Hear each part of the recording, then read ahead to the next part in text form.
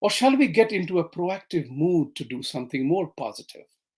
To discuss this matter with me, I have great pleasure in welcoming Mrs. Sujata Pandeyji, who is a political analyst and a former major multinational company brand strategy and media head. And I'm picked up a very important part of your persona, that you are a proud organ donor. So that shows a wonderful part of your life. And then second one is Abhas Namaste.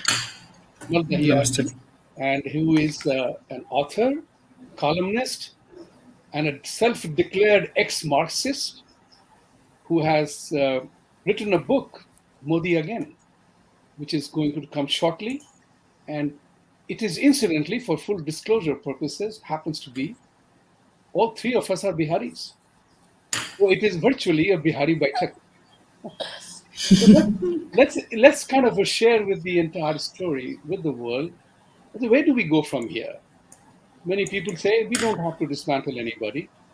All that we have to do is to spread the message of Hinduism, the message of Sanatan, to make ourselves more seen, felt, heard, and known, as I would prefer to call.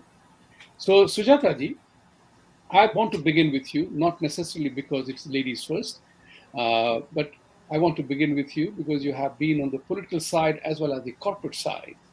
So, as a corporate strategist, if what would you recommend to the Hindus to do? Where do we go from here? What next? That's a favorite question of mine.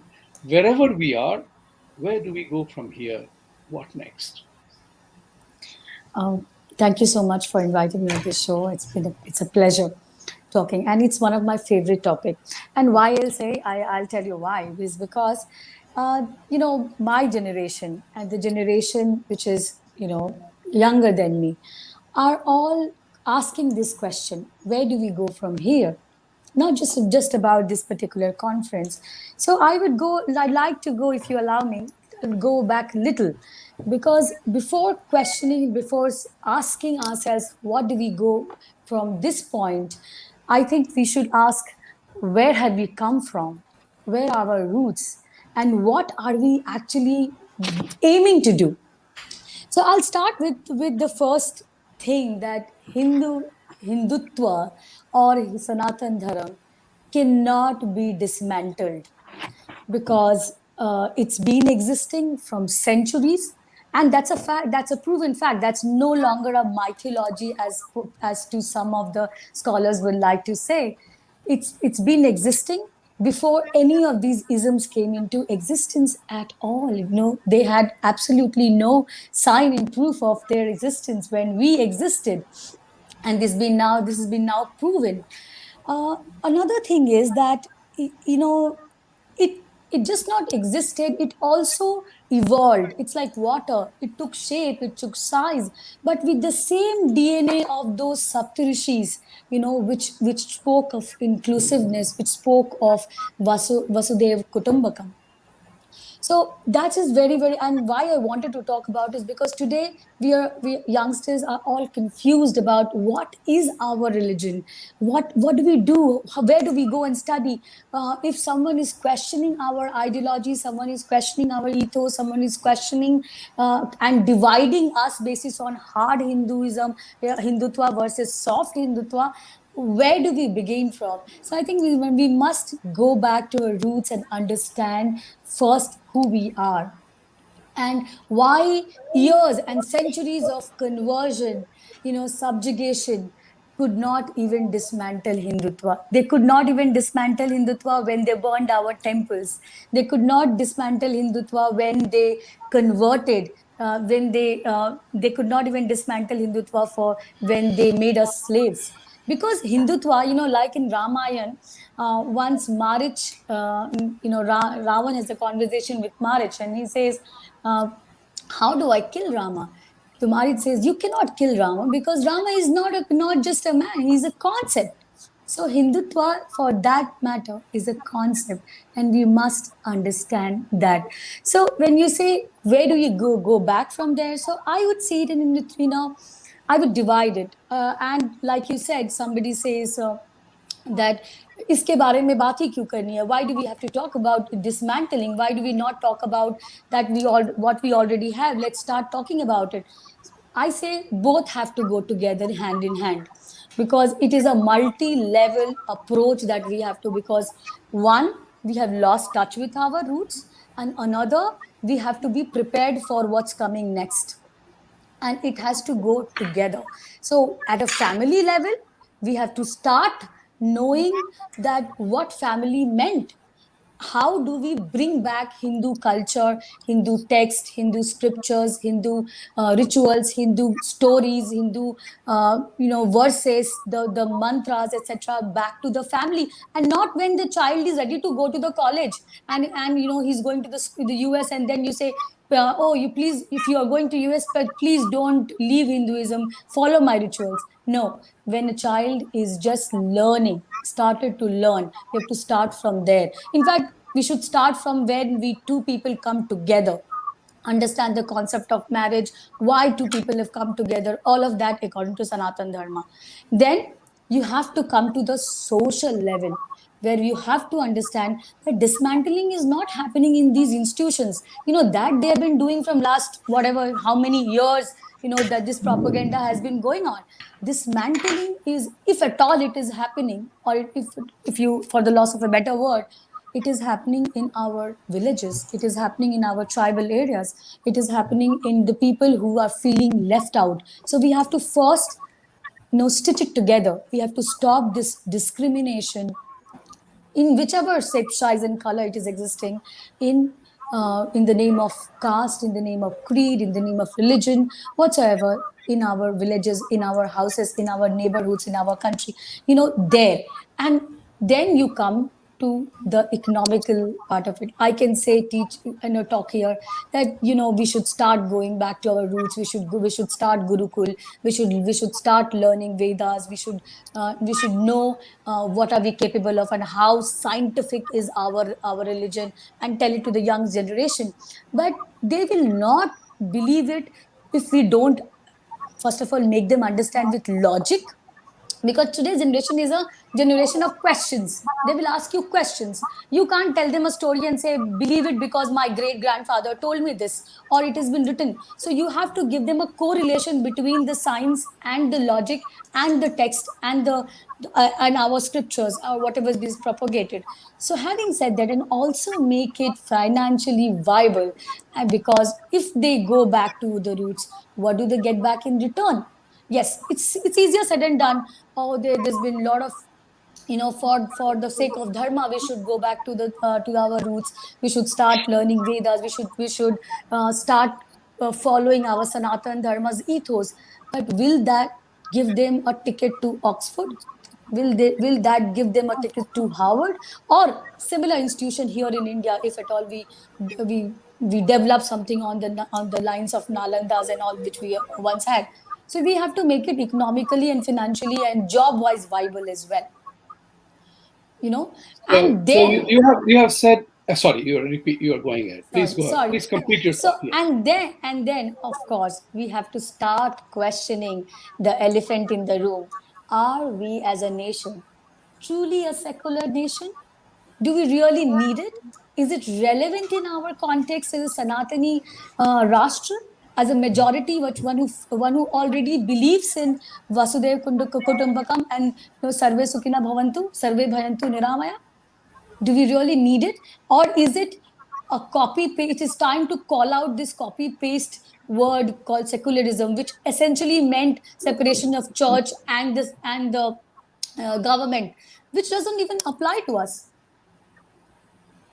No, if you allow Very me, I well can said. probably You explain. brought about you brought about a lot of issues here, and I guess that I give you the platform. You could be speaking for hours on this. So it's good to have, and we have to. This gives me a thought process that we have to change and adapt to things new that are happening. Like whether our studies are going to get people the material welfare that everybody is looking for. So Abhasi, coming to you on this issue, the dismantling thing, what drove my attention to was when Audrey talked about in a tweet invitation for that conference to understand the power and threat of Hindutva.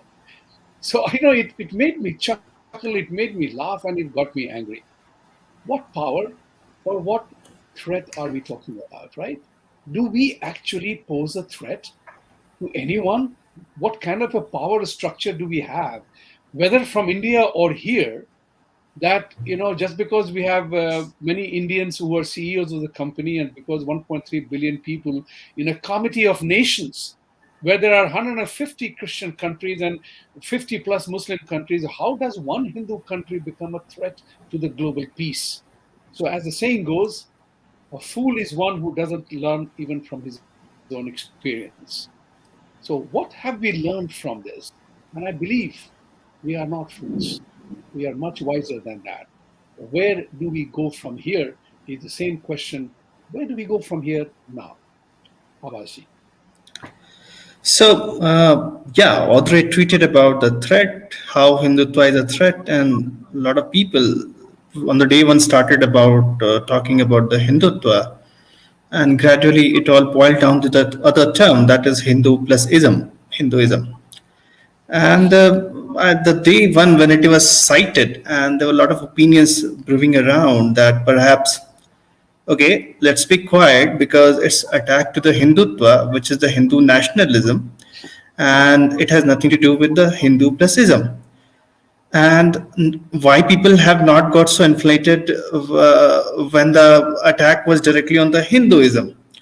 Then I had said that, today they are talking about Hindutva, but actually the building of hate, what they are building, where the facade is the Hindutva as a term, but deliberately with the time they will go on to attack, and the core or the foundation of this building lies in the hate for what we know as Hindu plus ism, introduced in 1830s through affidavit. So Hinduism was not actually the word, so that's why I'm saying it's Hindu plus ism. Now again, this the way they have been meddling with the ideas right from beginning, whether actually if I trace back to the pattern in the history, it all comes with the idea of racism, that how the curse on the ham had actually created the idea of the racism in the Christian theology, which on then racism, race theory developed as a complete science. When Bernier spoke about the racism, then Kant has his own theories about the races, and deliberately the Hindus were talked about. Hindus, for them, it was a geographical connotation that time too, when they were talking about it. So what actually happens is that the question is that whom do we pose a threat to? The problem is that we don't pose any threat to anyone, and that's the biggest threat to those guys. Because as I had spoken the last time, that it is all about a nexus, and that nexus is about the unholy nexus of the church, communists, and the armed dealers. And for the armed dealers to run their business, they need the insurgencies. And for the insurgencies, they need the least of the Hindu ideas. The more the Hindu ideas will be there, the least of the insurgencies will be there. So it's more of a commercial angle to it as well. And I always believe, and my analysis always lets me conclude also, that this whole academia is one of the arm of this whole nexus, while the armed dealer being the other one. They both buttress each other in this whole journey where they're building this building of the hate, which buttressed upon with these two basic sources. Now, yes, are we really dismantling that, or we are really constructing something? So again, we are getting into the may of the word. Like I saw a few tweets also where it was said that we are not supposed to dismantle or whatever. I always believe, and I have always said that, like I have always stood against the idea that Hindutva is only the idea which is something that resists. I have always compared Hindutva with, or rather the Hinduism or Hindu idea with water. Something which just takes the form relative to the temperature of the climate it is in. When the climate will be hot, definitely I will need a cold water. The temperature needs to come down. When the temperature is really lower, I need warm water. It doesn't mean that H2O is separated or it became something else. It is still H2O, right? But does the thing happen? So this exactly was what Hindutva has always been. Now we have to get off the track from these notions of lexicons, the words, and the terminologies, and we need to focus on the right ideas. The right idea is to really understand that where we are currently standing right now. We see that a lot of Hindu awakening did happen post 2014, and I have no shame in addressing it. Though a few days back, there were a lot of backlash on. So when I wrote it on Twitter that from 2014 onwards, there's a lot of Hindu awakening among the people, and I see that from 2019 onwards, this has really strengthened a lot more, which is very important. And I see that the very positive changes are coming, and we have been able to hit right where it's required to be hit. Like it for last 2 years, before 2 years, the things were not so prosperous in terms of the material which we are creating, the kind of material which are being created by from our side. Like for example, J. Sai Deepak's book, where he has written the book where he has given the whole construct of how the mind is still colonized and how the colonization happened, and all those ideas are really brewing up. Then in terms of biography, so Vikram Sampath had come up with this beautiful book on the Savarkar. He just finished it. Again, on the other side of the politics, Pawan Verma has come up with a beautiful book on the great Hindu civilization. So I see that some very important urgent ideas are really brewing up, and this is something which was lacking quite a few years back. We all had certain rage, we all had certain activism, but activities were not happening. So the ground has been set. We need to build upon it and further get a bit onto the offense. When I say offense, it means that I want to follow the exactly the model of the colonialists right now.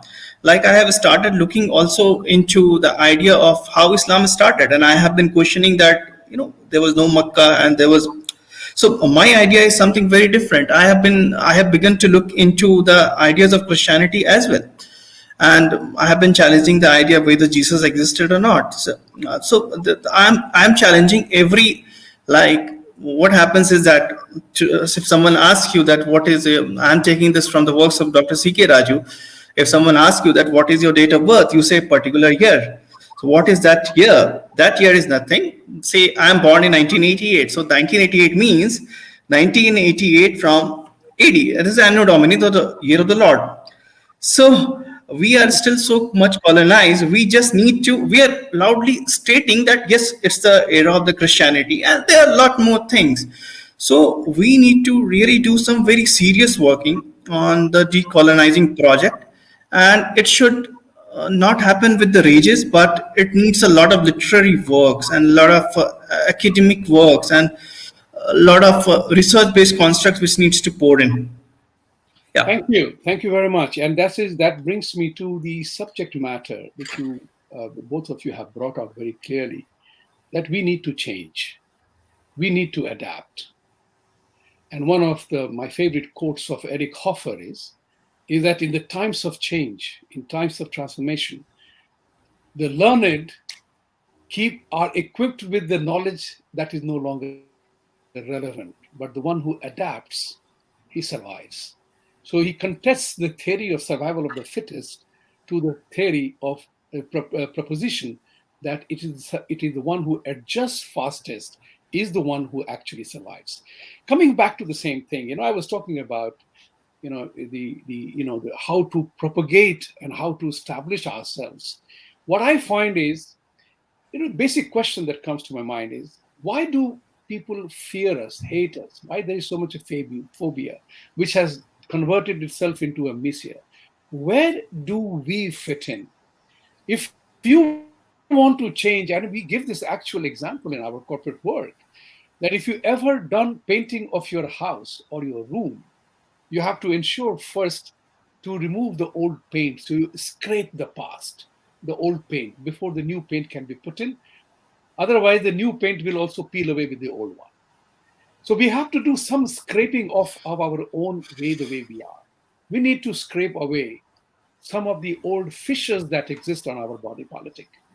And which I find is very important is we do not confront the truth. We don't even ask the question.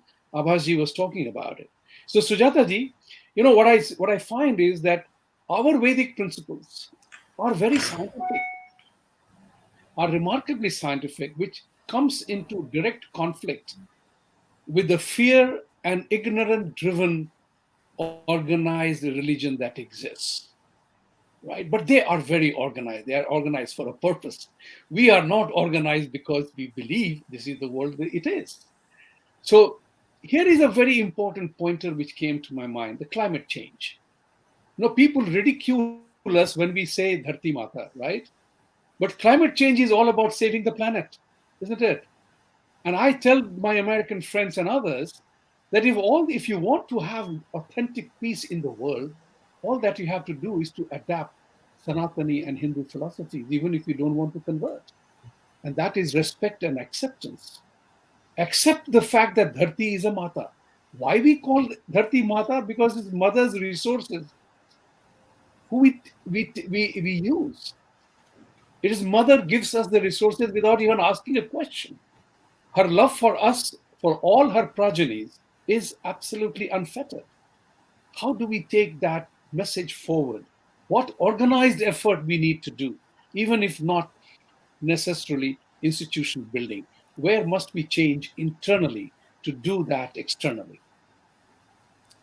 Is it only for environmental issues that are you No, no, asking no. the You question pick for? your subject. My thought, my panel is open. You can pick your thought. I gave you an example of the climate change. That's it. So, not only just climate change. So, like I said, it can't be a unidirectional approach. It has to be a Right. multi-directional, Correct. multi-level strategy. And I would call it strategy because if not now, when?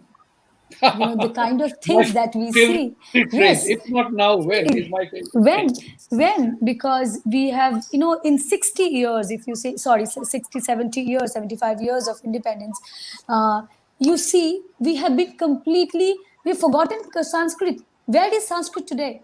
Absolutely gone. We have no trace of it. It is not required. It is not even a optional subject. So you see, we have to wake up, and Sanskrit is just one little example of it. Whatever we have to act, we have to now come together. We have to come together for, and we have to decide our issues. Because everybody is carrying a flag of Hindutva, which is of different shades and with different agenda. We have to prioritize which is a bigger agenda. Is the bigger agenda is talking about Hindu or Sanatan Dharma, and establishing the philosophies of it and reclaiming your lost morale, because it was your morale which was broken. It was the morale which was broken by colonizing our minds, like what Abba just said, that our minds are so colonized in every aspect, right from our systems, our judicial system, our law, our the terminologies that we call, the people who we think that they have done well in our life. Our minds are still very, very colonized. So we have to start calling it out. Like, for example, some of the things that you read in the books while we are growing up is about sati system. You read about child marriage, and things like that, and it is made, it is written in a way that the children who come out of those schools and call, and read after reading those books, they feel that, hey, my culture was very oppressive. My culture was not respectful to women. Whereas whoever tells me that, there was a movement, and how sati movement was, sorry, sati system was stopped, and how it was rampant in India, I have only one question: when Dashrath died, did all the three Rani become sati? Where in any of our ancient scriptures texts it's mentioned that once Raja died, the Rani went sati. You have one example, one instance of Madhuri in Mahabharat. That too, she did it by Sweksha because she knew that she would not be able to do what Kunti did, and that was her own choice. Another thing about the girl child education, and why I'm talking this, DJ, is because when I do clubhouses on weekdays and all of that, forum called Global Indians, we get a lot of these young people who have gone to the universities in India and outside, and these are the simple little things that are thrown at them to feel them ashamed of their own roots, to propagate self hate, to talk, to tell them that hey, you come from a caste privileged society, whereas the person doesn't even know what the caste is. And the easiest way to make you believe is give you stories, fabricated stories of sati system, fabricated stories of child marriages. Was Sita married at the age of 3? Was Sita not educated? Who went with Raja Dashrath in Devasur Sangram? Why do we have all the three Devis? The Devi of knowledge is Saraswati, the Devi of wealth is Lakshmi, the Devi of everything, bravery and whatever you name it is Durga. Why Durga was created when there were men all around? There were men gods, right? They were all the three devas were there, isn't it? So the basic, like you said, the environmental. When we say Dharti Mata, when we go and worship our rivers, when we say Bargat ka ped mat kato, and then when we say tree also has life, we go and worship Tulsi. It is all part of our system, so we have to now be, so like this is why I said you have to bring these two ends together. They are right now in isolation. One is the scientific bent of mind, one is our ancient rituals and texts and heritage and scriptures and whatever we have believed and seen. We have to bring it together for the young generation to understand and defend them when they will be questioned of their roots. That's very well said. It's important for us to recognize that education, propagating the knowledge, our ancient knowledge, for you referred to Saraswati, Lakshmi, and Durga. I have always said to my Western colleagues, I always say that. I said, if ever there was an example of gender equality, it exists in our faith. Shiv and Parvati are the Ardhanarishwar. original examples of gender equality, right? The whole concept of Ardhanarishwar, it exists because we respect that part of it. Don't go by the burst of unfortunate events to say that we are the rape capital of the world. Coming back to Abhasji, after Sujata ji's need for us to educate people, there is one thing that there are two things which I want you to comment upon. One is the we don't propagate our values that our religion is actually the only authentic, free, liberal belief system. Whether you pray or you don't, who you pray, how many times you pray, whenever you pray, we have complete freedom because in our concept, we always talk about it doesn't matter who you are, what you do defines you. It's your karma that leads you to the next life. And it's a very simple example here. What I eat today, what I do today will determine my tomorrow. So if I like a glutton, if I consume 2 kgs of gulab jamun or 4 kgs of biryani, it will hurt my body. I know where I will be tomorrow, right? Most likely. So we know the future is all in our hands. So we are scientifically based in terms of how what we do defines us. Whereas in other faiths, and I say this, whether you are a Christian or a Muslim, try to understand this. You are made to believe, you are demanded to believe that nothing else is true but what is in the book. It's that. Who is? So, those people, I have said this to my friends, you have not experienced freedom. We are free. The second one is, this is one thing that I want you to comment upon. And the second one is the caste thing. That's a whole big issue. That is one issue on which Indians and Hindus are attacked globally. And I have an answer which I have given, I have shared. But we'll come to the caste thing. But go ahead, Abhasji, your call. Yeah. So, just picking on the point where Sujata ji left, it's very important that we really look back into our historical traditions. And historical tradition and precedents are always the best of the things for any project what you do. I, being an urban designer and an architect, I always go back to the precedents or the case studies of the past to come out to certain result. And I'm sure that it happens across all the professions.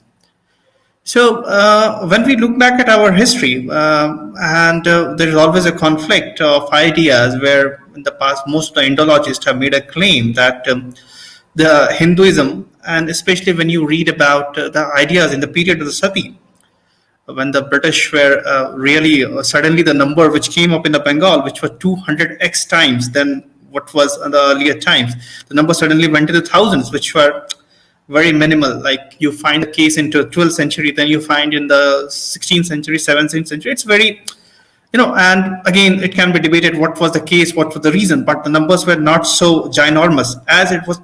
Suddenly the number got multiplied by 200 times. So somehow our Shastras also don't support this idea at all. There is no such idea that the way it has been represented as to be. Now, as far as the liberalism is concerned, I always had a thought, because again, liberalism perhaps might not translate to exactly something what we have to do in our own Indic tradition, but just because we are speaking in English, we are colonized, so let it be the liberalism. So I don't think for any of the liberal, Hindu idea, nothing better than Hindu idea can be a better ally, because when all the civilizations were actually misogynist, whether you look for the Egyptians, the Babylonians, and everyone. If I just look at my ancient text, that is Ramayana, and people don't, and Ramayana is always said to be like, again, Andre Tuske has abused Ram like anything. But it is a case in the second chapter of the Ramayana where the Vanvas is given to the Ram, and it's there in the Valmiki Ramayana. It's not from any version. So the Brahmin Valmiki says that when the Ram is going to the Vanvas, it's Sita who is going to sit on the throne. How would she would have sat on the throne had she not been so capable enough? How a Brahmin in the back then forget that whether Ramayana history or not, but certainly a book was written at least 3,000, 4,000 years, whatever it may be. Even if I go by the conservative thoughts of the leftists, it was written at least in 1500 BC, right? So when I say, let's call it not 1000 BC, 3000 BP, that is before present. I'm just trying to avoid using BC and all those terms to decolonize myself. So 3000 before present. So 3000 before present, a throne was offered to the queen, right? So this was our state of mind. Now, one thing what is very different in our civilization, which is unique, I would say, that is the bravery or the courage and the audacity of the thought which we all have. Like, again, when I go back to the Vedas, we have the thoughts where we say that, let the knowledge come from all the direction, right? When the people are living in the tribes and so many other things are there, you are very insecure about who is going to attack, and we are saying that let the knowledge drop in from whichever side it comes from. The Rig Veda, which is a central text, or let's not call central text because we don't have any central text. There are these Hindu philosophies which even went beyond Vedas, right? And so the Rig Veda, and we have that the creation hymn where it talks about it really questions the existence of the God, and one might even interpret that it is talking about Nirishwarvad. Perhaps maybe that can be interpretation too, but there was no case of someone has done a crime or something. When Adi Shankara came in and he said that I am the Shiva, then but when someone came up the idea of Anil Haq, he was the atrocities went on against him. So we have seen across the civilization that it's the only Hindu civilization which has been very brave with the thoughts. The audacity has been very strong, very bold, with the given a standard of the time. And what you find, one thing common in all Hindu school of thought is the free will, which you never find in any other school of thought you pick from any civilization. It's existing nowhere. Now, coming to the sensibilities towards the ecosystem where we are living in, doesn't it come from a thought that West gave us a vacuum cleaner, but we had the concept of jhadu, the broom which we use, is because an ant shouldn't be killed. You will never be killing an ant or many other things. So our thoughts were very much. Someone may argue that it was because of limitation of the science, but whatever it may be, but actually people never used to mop that much. In fact, the broom was something which was actually in much of a practice. So were all our practices. It was very much centered around that there should be a list of the deaths of the living creatures. There was so much sensitivity about towards the environment, the plants, the animals. Like, of course, we everyone knows that we worship the animals, and that's why we have seen. In fact, we see the Ishwar everywhere, and that's the whole idea. And what really had always kept the outsiders confused that these guys come up with the idea of Nirgun and Sagun, and despite that, they all call themselves somewhat, some coming from a similar sect. They all have the similar kind of gods. Everyone is worshipping Brahm. Someone is worshipping in a Sagun form. Someone is worshipping in a Nirgun form. So these ideas have always been very revolutionary, with respect to the ideas which have been existing in other parts of the world. So it has always been the brave thoughts of us which has made the distinction, and we need to pick on those lines, and we need to fix our lexicons, which is very important. That we have to start avoid using the when we talk about, say, Islam, we need to use religion exclusively, but when we are talking about Hindu, let's call it always dharma, right? We have to be righteous on our part. The moment we will begin to do it, the course correction will slowly and slowly happen. It will follow up. So we need a quite an aggressive approach in terms of really bringing in all sorts of ideas very boldly, which defines and distinguishes our civilizations broadly from the rest of the world. Thank you. Thank you very much. Sujata ji, I will come to you with a thought process about we living in the 21st century, right? We are living in the 21st century. We can rely upon our ancient wisdom, but we are living in the 21st century where technology has brought about such tectonic shift in the way we communicate. You are in Mumbai, Abhasji is in Bangalore, I am sitting in New York, and we are communicating live at the same time. So the real world is different. And what we find is that there is amazing relevance of our past teachings in the current time. So the one thing which comes to my mind as a corporate person for a very long time is that you have to play the game better, right? We have to play the corporate game or the rules of the game better than anybody else, right? It is the same bat and ball that we bat, field, and the bowling that happens in cricket or basketball. There is one basket that everybody rotates around with, but you have to play better to win. Now, that's what my thought process is. This is a conversation. It's not a one-time conversation. We will have it many more times because that narrative must reach everybody. So where do we begin to reflect within?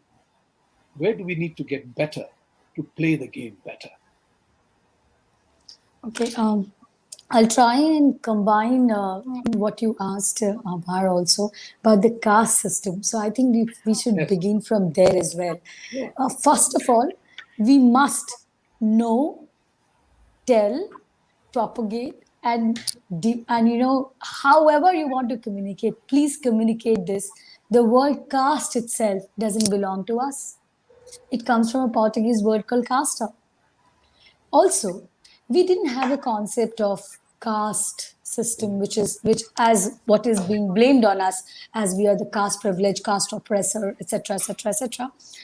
Sorry, I'm diverting a little from your question. But we had the system of, it was a social system where one caste was determined, if we have to call caste now, is by your work, by your karma. And there are numerous examples when a Kshatriya became a Maharshi became a rule. Sorry, Brahmins don't have it, and the Shudra became a ruler. Uh, a Yadav became a ruler as well. And then there was also the Shudra also was elevated because of his karma. There's lot of examples of it. So first we must know that this caste system and this entire propaganda or conspiracy that to call us as a caste privileged society or a casteist society is entirely a tool of colonizing our mind and breaking our morale, and also, like I said earlier as well, teaching our children self hate. That is very, very important to understand. So I'm not going too much into details of what the examples and all of it, because that will take a lot of time, but I think it's Yes. important to mention that. And in the similar thread, we all, it is also important to call out the propaganda, $1 million business, which is now today as smashing Brahmical patriarchy and fabricating stories on the name of the Brahmins where the reality is otherwise. So we must call out these things very, very clearly and in the loudest possible ways. And it's an irony, Vibhuti, when these things are being spoken about, where the Jack Dorsey also stands with a placard saying that smash Brahmical patriarchy. I'm not very sure how much he knows about the Brahmical system at all, but he stands with a placard with the Equality Lab people. Why are we going soft on Islamic radicalization? That needs to be answered. Now, coming back to your question of how do we play better? I think any nation, when it decides to play better, or when it decides that it has to become the powerful nation, or wherever, Vishwaguru or whatever, it has to develop a national consensus. And national consensus will not develop if we only depend upon the government policies, and we depend upon, because we have elected this government, so it will do all the things that were not done for these many years. I think it starts with us. It starts with each one of us. And like I began, it starts with us, first of all, wearing that pride again. It starts with us by equipping ourselves with the logics where we can go and answer people who question our ethos. It begins with our parents not telling just our children to be economically independent, but also culturally rich. It begins with our society, where we just don't talk about policies and schemes which the government gives to the unprivileged and deprived society, deprived class, but we also form an ecosystem wherein we help each other so that they can uphold their dharma too. When we talk about and question people, why this particular person or this particular village has fully converted, why have we not questioned why did one person change its entire belief system, entire tradition, what they have known, done, seen till now, just with a rice bag? Why it has come to that? If we can donate for someone, and it is very silly, but I have seen people asking for donation for their laser treatment of their hair on their face, etc. But I have not seen people donating for the small pujaris and pandas when they were dying, literally, when lockdown was there. These are the questions we We have must ask. that's a We have to that's a very internalize. yes, internalize. That's right. That's what I have been talking about. That where do we begin the change? And I believe that we can't depend on government for all changes. It happens with us. And one of No, the and key things government will, is, sorry, the government sorry, go will ahead. do things. Sorry for cutting. Government will listen to you if your voices are united. If we all come together, to use today, to use the economics language, if you create a demand, then the government will supply. The demand and supply of Of trade. course. Today we ourselves are becoming an ecosystem. When we are Correct. saying, hey, don't question that person, don't question that party, and don't question this because there is no better than them. Yes, there are no better than them. I also understand that. But then, a good Raja was the one whose mantris were good. Vikramadit had Ratn in his chamber, and that's why he was Vikramadit. Right. So we Avazi, must coming to you, question. must question. My favorite word is that we have to begin inquiring. We have to Yes, begin demanding reciprocity. Why is it something happening? So if somebody tells me, I question that. I make inquiries. There is a way to ask a question, and I ask my Muslim friends and Christian friends that, look, if you are not free within your own faith, don't blame us for that. That's your privilege or your right or your choice to exercise. But the bigger question comes up again for us, like we have to become individual. That's what Bhagavad Gita teaches us. That's what Krishna tells Arjun, that there is an individual and a collective thing. Arjun was the warrior, and then the Pandavas were a team, and the entire, the battle was won by a team with exemplary individual performances in the moment that we are there. But one thing that bothers me, Abbasji, and I want to come to you because you are a self declared Marxist also at one time. And that question I want to hear from you from that point of view as well. How is it that despite all the knowledge and wisdom that exists in our life and texts and everything, how did we allow this branding of our Varna system to caste? How did we allow the women to be denigrated in the Indian society where Christianity and Islam gives no privilege to women? On the contrary, they are still suffering, looked down upon. Look at what is happening in Afghanistan. I mean, the women have been told to stay at home. How can a country or a society develop if 50% of its population is told to shut down? Tell me about that part of Avaji. How did we allow that to happen? Why we did not See, use our?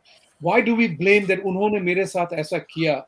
मेरा सवाल है हमने वैसा क्यों करने दिया? We all three of us are here by choice. Nobody forced you. I invited you, you accepted my invitation, and you are here. You can't blame me for being on the show. You can blame the technology for a screw up, perhaps, but you can't blame anybody for this entire thing. So, when will we stop the blame game and take responsibility for everything that has happened to us? That would be a real dismantling of our way, the way we have become, succumbed to everything Firangi, succumbed everything outside. Think about it. It bothers me immensely when I read Gandhi saying that if Muslim comes to kill you, let them kill you. I mean, what kind of a man was he? Who was he speaking for? And if after knowing what we know now, if we don't realign our forces and thinking, who will help us? This is the last question of the day. Then I will have a quiz for both of you. Go ahead. so as far as the social system is concerned, we somehow this has always been used against us in the whatever way the colonialists will wish to do, and I will not even blame the colonialists because they were out on a mission, whether you started from Columbus or Vasco da Gama and you read their text.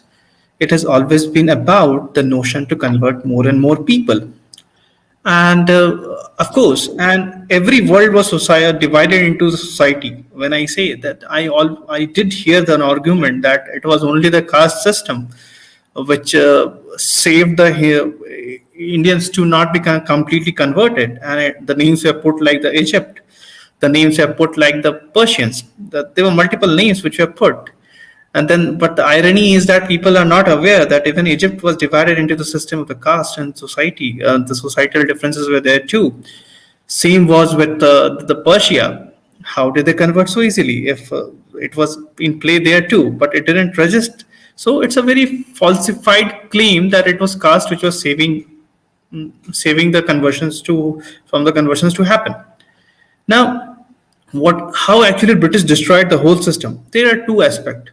One aspect is a system being in a place, and the other aspect is the fallacies in the system.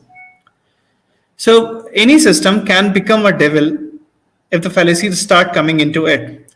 Like even if, say, for example, for a moment we assume that there was a caste system. Let's assume it as a case A. And if there was no atrocity based on the class struggle, because the class struggle, I always say that Marxism is something which works on an equation which has a constant, and that constant is a class struggle. The moment you remove that class struggle, that equation fails. And that is how all the Westerners have always looked. It was not only the Marx was also very highly influenced by the Judeo-Christian text. Not many people would know, because his idea was also very much based on the idea of creating the world based on the book of David. His own historiography was based on the idea of David. So that is how even he was looking the world as. He had no clue about India at all. And all the Westerners definitely had no clue about India, that what the societal system is. And even if what happened, that they picked across the whatever ideas they could, like our William Jones, the very famous guy, came to be known as the Pandit William Jones. Not many people might be aware about it. Yeah. So he got a lot of things commissioned, a lot of works happened, and again the whole interpretation started happening based on the ideas propagated by the colonialists like the Kant and the many others who were. The whole idea was the caste was being seen here as with the idea of the races. And in fact, there is no caste as such. It was a jati, which even Panini speaks about, and then he talks about that the jati is something which comes out from a single source. So the common source which leads the chain, that is jati. So a plant species hoga, jati hoga, and then the same will happen. So it can branch out. That is how he was looking at it as. And then with the time, and there's a concept in architecture and urbanism which is called the principle of human settlement. If one studies principle of human settlement, one will know that the jatis were developing more and more frequently because of the proximity of the places where the people of similar profession were living in. So say, for example, the people who are used to wash the clothes, so they were eventually living near the rivers. Nadi ke paas rehte the, and that would really, so all people will concentrate at their place, and there was not much of a transfer of the what you can say resources so much. The wave was not so spread like how today I can have access to any kind of knowledge, irrespective of I can learn about metallurgy, and I can learn about the chemistry, and the multiple things which I can learn just sitting over here. And in fact, but this was not the case back then. So eventually the system was working there as such, but there was no such thing called atrocity. Now, and why I say that there was no such thing called atrocity initially, I take two very distinct period cases. One case is from the Dharampal's work, the great Gandhian, where he says that, even in fact in the schools there were more Dalits. In fact, so-called Dalit is not a very appropriate word, but again, it's a common lexicon. So they were also into the school. And when I quote Megasthenes or Strabo, they saw no slaves in India. I am talking about the two distinct phases.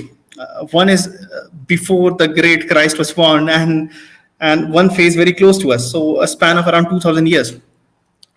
Now, yes, but again, if I go on to say to someone who has faced the atrocity, ki boss, there was no atrocity, nothing happened against you, everything was so rosy and everything was so fine, then also it will not be so good. I have seen the cases in the villages. I come from Hazaribagh and nearby villages where I have seen that Brahmins have been suppressed, and so have been the other caste people, based on the power power issues of the certain period. There are certain group of people who are very predominant in certain villages. जिसको बस्ती बुलाते हैं हम. We call it Basti. And then the atrocity will be more be the power center. It will not be just because you come from a certain caste, so that is how it's gonna be. A certain caste has got certain power. That's why he will, and that mentality, perhaps I see that just crept into the minds, perhaps around the medieval periods, because we have some instances even recorded in the works of the Mughal emperors. Because right now I'm working on the Mughal, so I'm very closely aware of the primary sources. So they talk about it. Now, to stop the conversion, what is very important is to get our temples back. It is very important because the missionaries have a system of school. They say कि भैया आप convert हो जाओ, आपको school मिलेगा, आपके बच्चे को ये मिलेगा, वो मिलेगा, वो मिलेगा. We don't have that missionary thing. मतलब again, missionary won't be a very appropriate, but we don't have that system because the temples are not in control of the people or one who could do, or in fact, even if it is in the control of the government is not keen to really use a temple for certain good for the Hindus. It's going somewhere in some other direction. We need to get our temples back. The moment we will get our temples back, the ecosystem will start improving. And I do understand that what they are doing in the name of missionaries, perhaps we can do the reverse. I'm a very anti-reservation person, but a week back I heard Sai Deepak, and what he said was very interesting. And he said that, reservation also is kind of acting as a tool to stop the conversion at times. This was, and then I'm again in the process to read the thing what he's talking about, and I want to collect more information about it. But we need something very radically different approach to really counter the agenda by which the organization like the Joshua projects are working. Their whole if one opens Joshua project website, he will know that what kind of work they are doing. We are nowhere close to them. So we are up against some big enemies. It's not so simple, and it will require some very complex solution. The solution will not be too simplistic. That's a very valid point, that the solution will not be simplistic. As we are coming to the end of the show today, wanted to say that there are 3 questions that have come about. So I will request the console to put up the questions one by one. But I wanted to say this very, very, very seriously. The need for internal reform within us is key, both as an individual, as a collective, is key. Because the attacks are very venomous, very determined, and they are meant to hurt us. So that's one thing which is very important. We have to begin to prepare ourselves. The second part is that I notice that the Western media, the Hollywoods and others, they are very receptive to our ideology and our belief systems. And I will share with our audience and you people the way I explained why we have so many gods in our system. And I was watching the movie Avengers the Endgame. And I told them, have you thought about Avengers the Endgame, in which the villain or the evil is so powerful that the individual valor of every single entity was not enough to defeat the evil. And thus, a unity was created to defeat that evil. And every single element of universal power was brought together to destroy the evil. And I said, that's a similar story we have. When Rakta Bij came up with something, Kali was created, Durga was created. To address a particular evil, you have to create a new construct to defeat it. It's just as, and I brought it down to a very rudimentary level, that just as you don't go to the same doctor for treatment of all your illnesses, you go to many doctors to treat your illness. And that's what is important. So I was going to say to you, the last question before the questions come up is, it's a quiz actually. This is a thought came to my mind, which I read somewhere. So I will acknowledge that. Those who God wants gone, he makes them mad first. You agree or you don't? I'm repeating that. Those who God wants gone, he makes them mad first. And I'm seeing that around the world. So what do you think about that? My answer will not be very straight, and the whole thing is that I always say that there's a conflict between the civilization, and that conflict is between the God-fearing people and the God-discovering people. And And God loving people. I always say God, Hindus are God yeah, loving people. yeah. So we somehow are the amalgamation of the people who are not sure whether God exists or not. We are the people who see that the God exists and love them, and still we all are Hindus, and that's the whole about the Hindu philosophies. And somehow, whatever happens to God, the Hindus will not get baffled. The whole the construct of the other world will be turned upside down if the gods are gone, and they will not only go mad, but they will. I don't know what more can happen if suddenly the chapter of God is just erased from their life.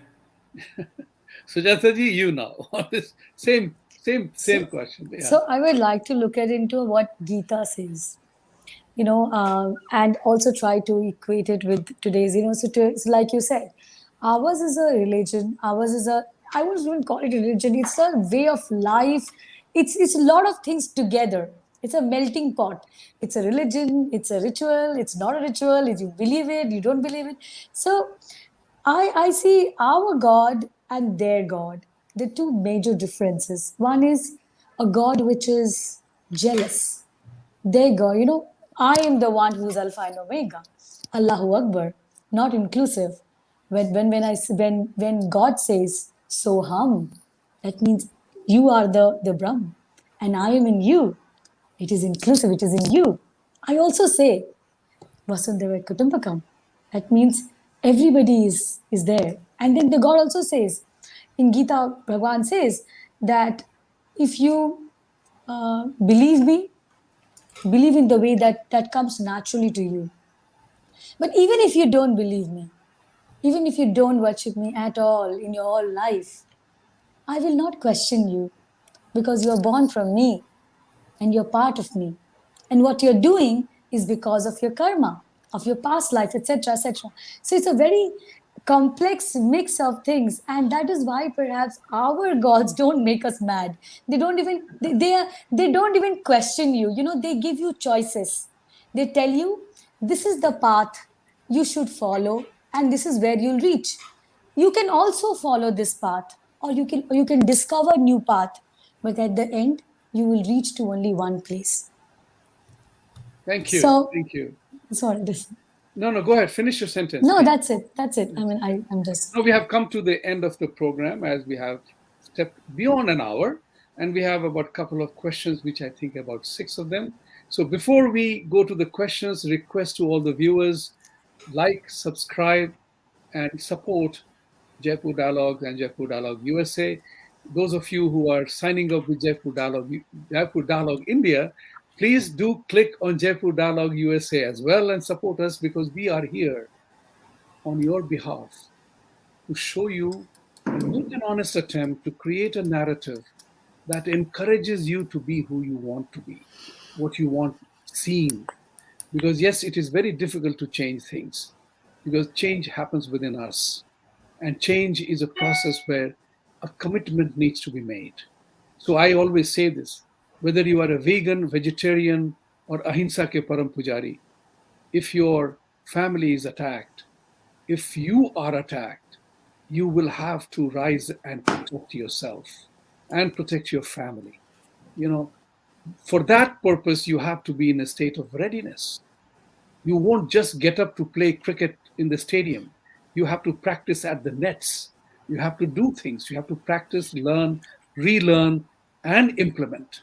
So, with these words, I want you to support us, like, share, and subscribe to the channel. And now I will request the questions to come about.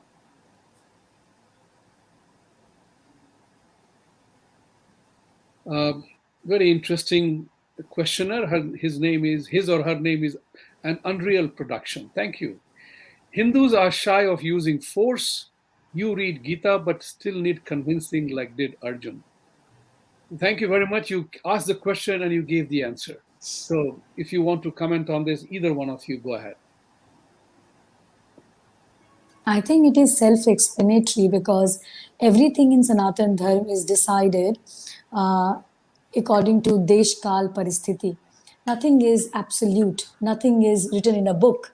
Nothing is written if or but, my way or highway.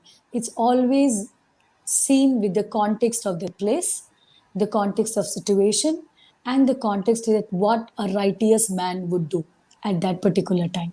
So I And think this is what the Gita is all about. very true. And just to add to that is that yes, Bhagavad Gita and Ramayana are both examples of that you have to fight for dharma. It's about dharma yudhan. It's not going and fighting and killing for just for the fun of it. So it's not inquisition. It's not what do you call jihad. Or it's not a crusade. It's about dharma that you have to protect dharma. It's always a defensive, offensive war, and that's what it is. So I totally agree with you. Next I question, can I just add a bit on this? please do that. One of the things that we must understand, we saw Krishna giving up Updesh to Arjun, saying that he should pick up his sword and go for the war. But we don't, and we never noticed that Krishna had choice. He had Sudarshan Chakra. He had choice to finish the war at once, but he didn't do that because it was not his duty. It was not his place to do what Arjun should be doing. So it is all about who should do it and who shouldn't, and making a right choice. Thank you. Thank you. Next question, please. Same gentleman, Unreal Production. Talking of jati is navel gazing. Pick up the sword. Abhasji, my answer is very simple. Agree. Your answer to this. Sword is again, it's all the play of the words, and I always say to the people that you just look at your Twitter feeds, right? And maybe that you would have written some 10,000 tweets. 10,000 tweets into 280 characters. How many words are these? If you just print them into the book, how many books have you written? So the whole point is that we just need to. Right now, the sword is nothing but the literature, because they also try to attack us through a conference, academic conference, and that is how they have been doing it. And whether you look at the work of Sheldon Pollock, you look at the work of Audrey Tosca, and whatever is just growing up. And in fact, there have been many occasions when I have made people like William Dalrymple agree to my point. Shashi Tharoor agreed to my point that no, boss, this is not right, and they have agreed that this is not the way. So unless you do this, nothing will happen. It's the literature which will save us, nothing more. That's right. Next, please.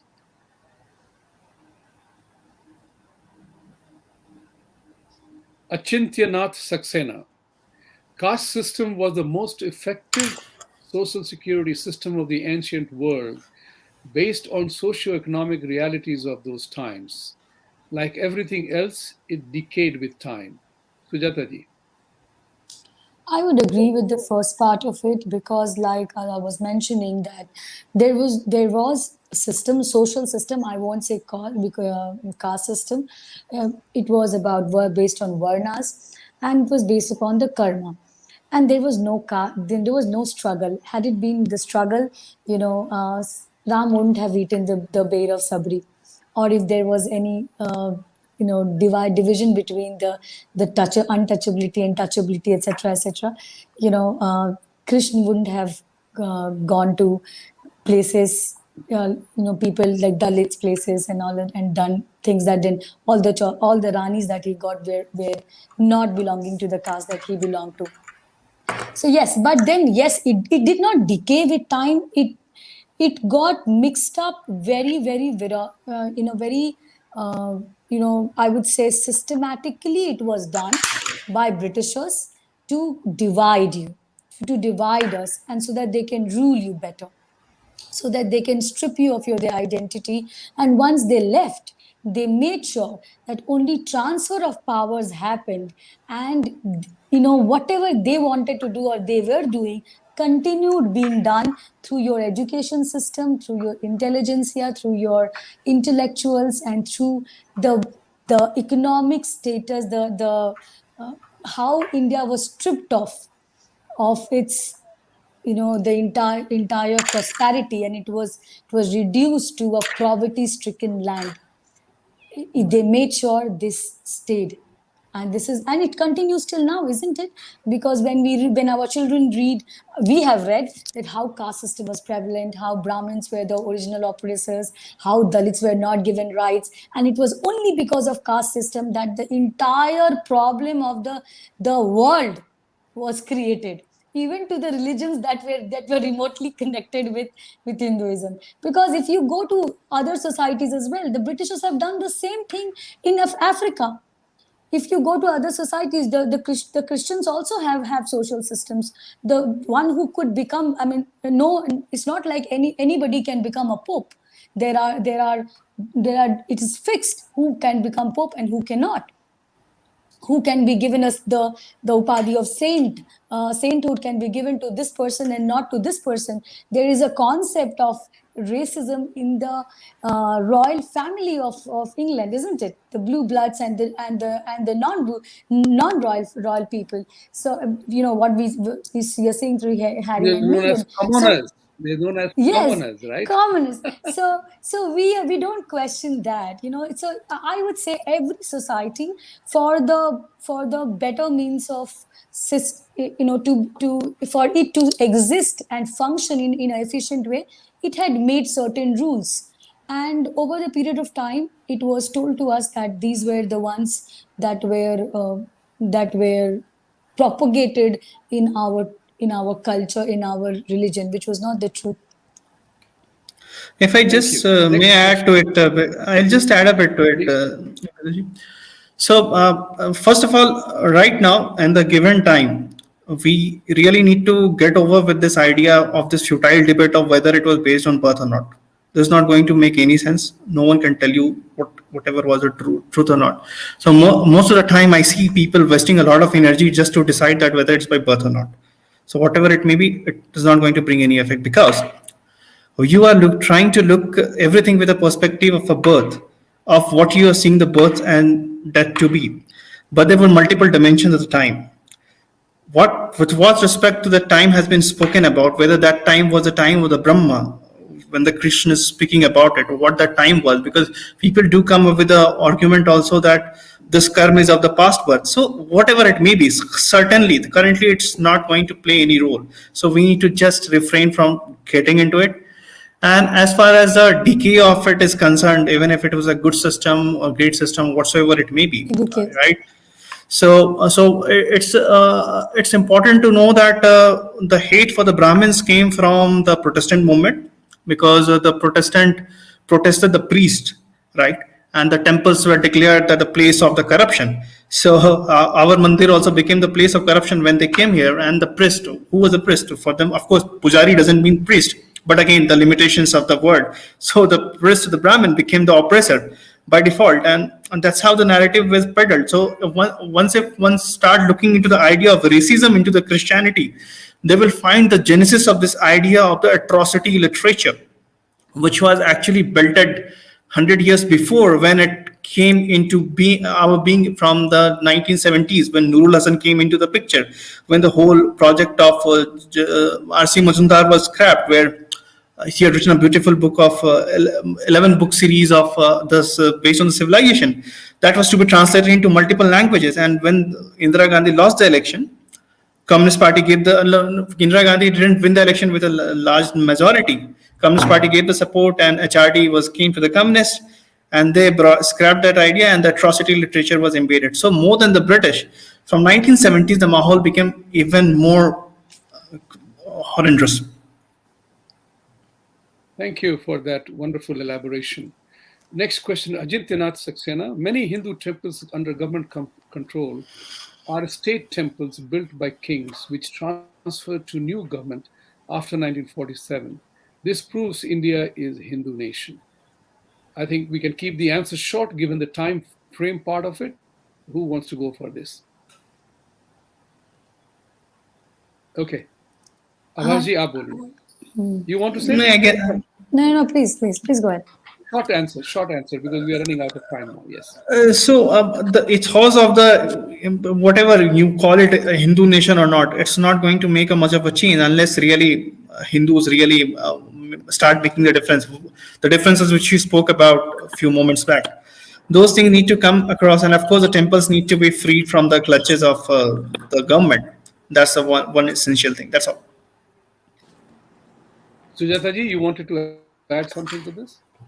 No, I think I was just saying whether we don't even need this concept to be as a Hindu nation or no, because today we are the majority, and if we follow our cultural roots, Bharat, that is India, or India, that is Bharat, will remain as a Hindu nation with its ethos intact. I say I take a step forward. I say Bharat, that was India. Or India, that That was is true. Bharat. Change No, karna hai. we need to make those changes, little We need to changes. make those changes. I mean, India also needs to adapt the wokeism culture. Our constitution says so. Some Our part of it. constitution says so. Some part India, of it. that is but Yeah. yes, Right. but we So have we have to kind forgotten. of accept something. Anyway, next question is 1772 virgin goats. Oh, thank you very much. He has a 5-letter question. Sword, sword, sword. Why not? Who wants to take the shot on this? Words. Why not? Agree. Okay. Thank you very much for that question.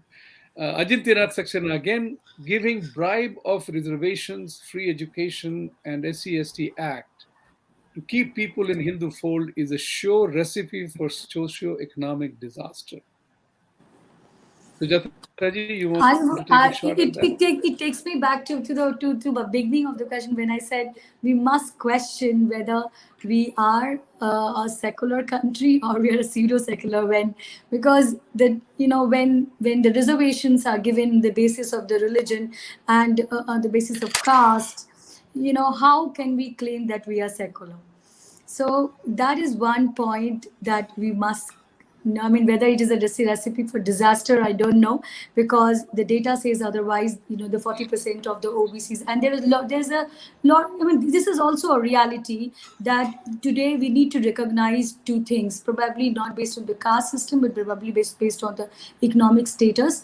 Because there are people who are deprived on both sides of the spectrum. There are Brahmins who are struggling to meet the ends or to get 2 square meals a day, and there are Dalits who are still there. There are tribals who have not seen the daylight yet. So if we want to become the Vishwaguru, or if we want to become the global power, we cannot become with leaving few people behind. We have to take them all, including.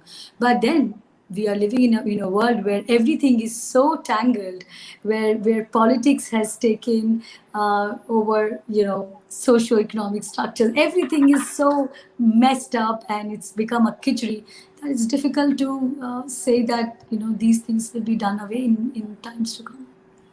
Next question.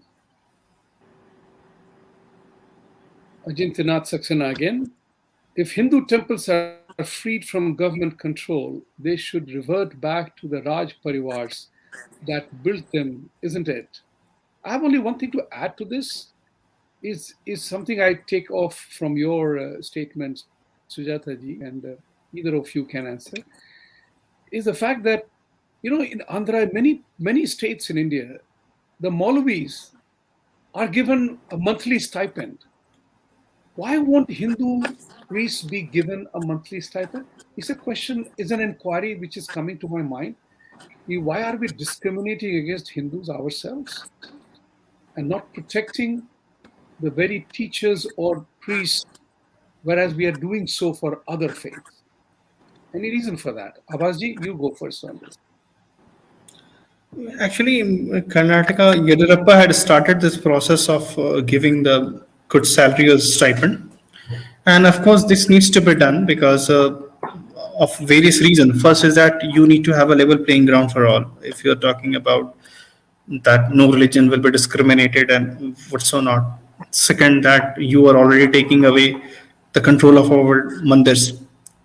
Then, of course, how do the system really works? Then the second part was that whether the temple should be given back to the Raj Parivar or not. This is something which I cannot really very comment very concretely upon because I don't have a very clear views on it. I just have an idea that right now, of course, the temple needs to be freed because I see them as the counter forces to the missionary activities of the churches because that I see will really help us control the conversions, like whether it's for rice bag or whatsoever it may be. That will bring the change. So, Thank you. Sujata ji, you want to add? This is the last question of the day, I think. sorry, but was the question about the freeing The question temples and was, going back to the that, Raj temple freedom and all that stuff. Go ahead. Please, can you put up the There question is again, no please? denying of the fact. There is no denying of the fact that temples need to be freed, because not just for missionary for stopping what missionaries are doing in India, but also for taking care of the people who are supposed to take care of the temple.